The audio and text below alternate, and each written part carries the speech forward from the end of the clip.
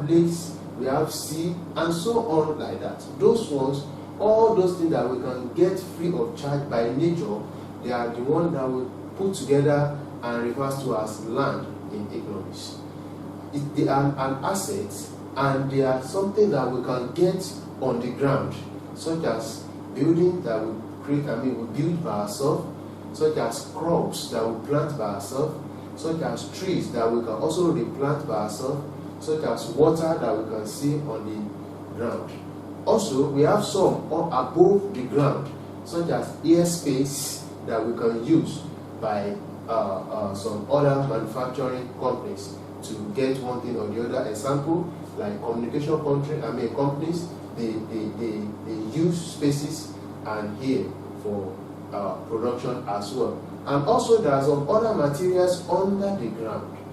Those such materials are what we can refer to as mineral resources that are under the ground, like gold or any other mineral resources. Those ones, they are part of land that we are talking about.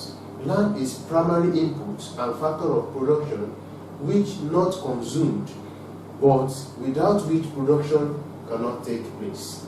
We need them. There is no way we can have production process without the use of this land. It is not possible.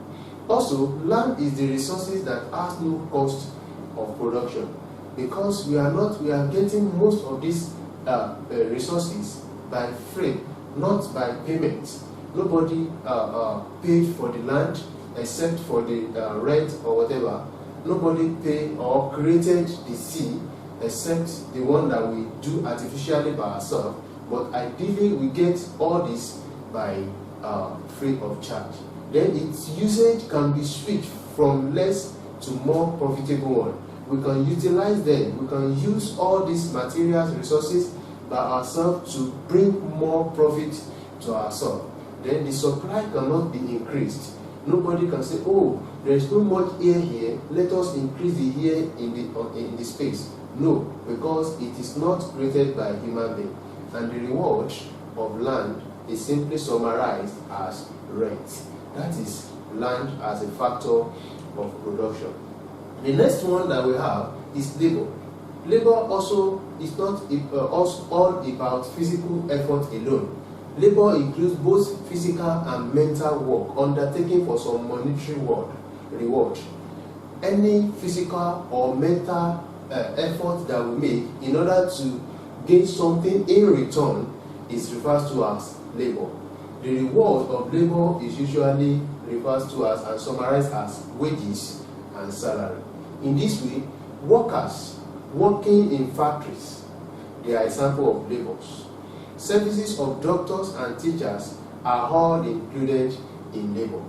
But if any of these work are done for personal use, without exchanging it for any monetary term or whatever, they are not referred to as labor, because there is no monetary aspect of the production in it. Then, if the same work is done to get money or to exchange it for money, whether for anybody in the market or anywhere, in that case, we can refer such effort, both physical and mental, as labor. Now, if a mother or anybody in the house is trying to produce something which is not primarily meant for money, we can refer that one as labor, because money is not in exchange of such, but such is just done in order to satisfy personal needs by themselves. According to S.E. Thomas, he said labor connotes all human efforts of body or mind which are undertaken in the expectation of reward. That means any effort, both physical and mental, that are put together in order to get a reward in return, we refer to it as labor. Another factor of production that we have to consider is capital. Capital can be seen from two different angles. First, we can see capital as monetary resources that company uses to purchase natural resources such as land or other capital goods, other producer goods, to produce something. That is a capital. It can be any other material or any other equipment to produce something else. Also, capital can be seen as the wealth or the financial aspect that we can get, such as loan or whatever from the bank or from any other place. So in that case, capital can be seen as equipment or facilities or other similar products that we can use, such as building as well, such as cars or vehicles. They are part of the capital. And the other part we are talking about is monetary part of it. The money, the financial capital that we can get in form of loan or whatever from the bank or any other monetary financial institution. That is capital. Individual may create their own capital for production. They can purchase their own resources for production. They can get the capital anyway. There are different ways of getting and acquiring all this capital in order to make production possible. And the reward of capital is usually summarized as interest, the interest you gain from the capital. Now, what are the characteristics of capital?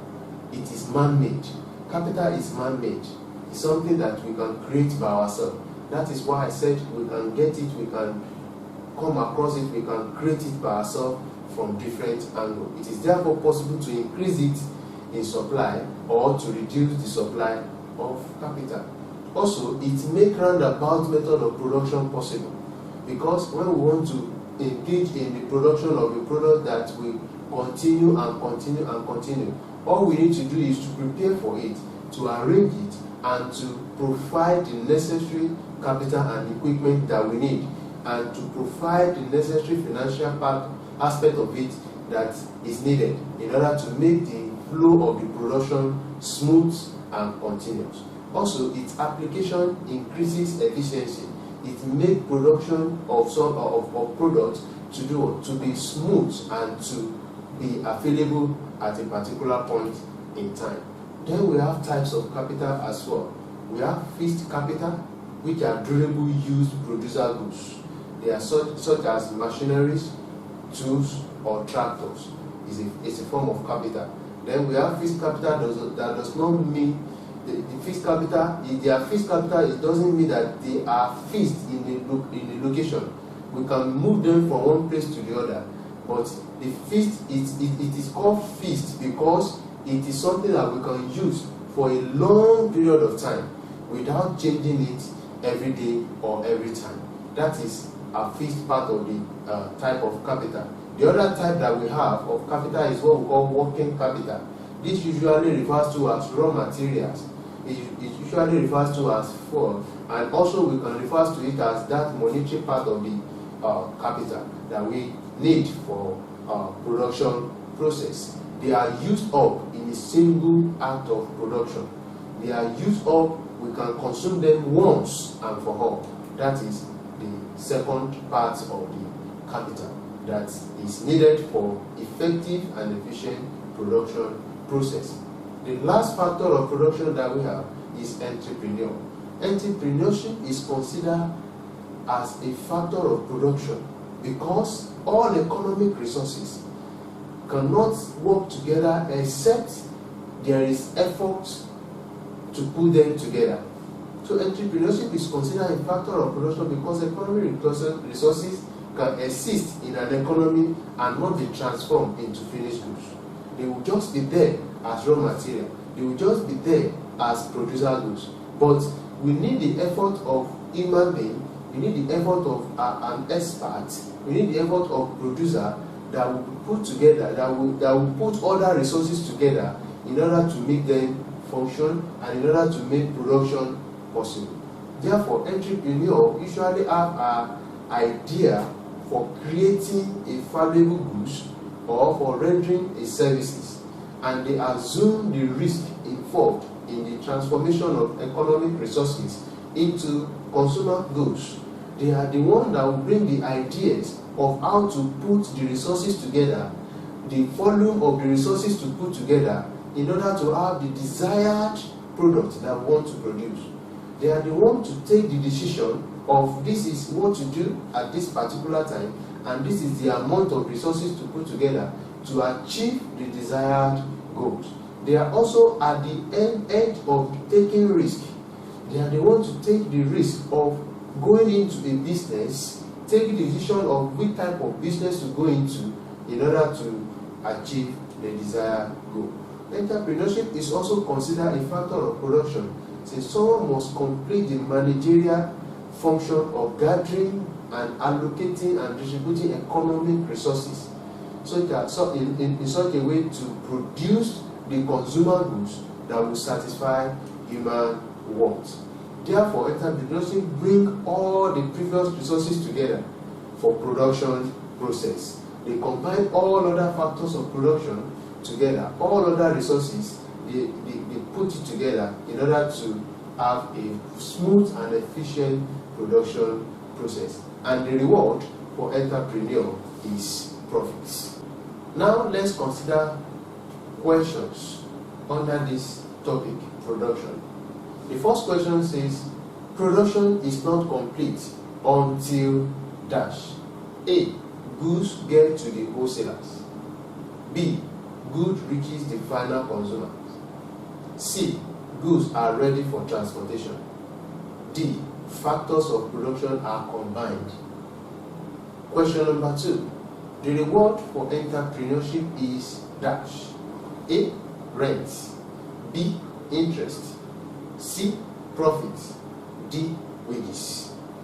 Question number 3. The following are the types of production except A. Primary production. B. Secondary production. C. Nursery production. D. Tertiary production. Question number 4. The amount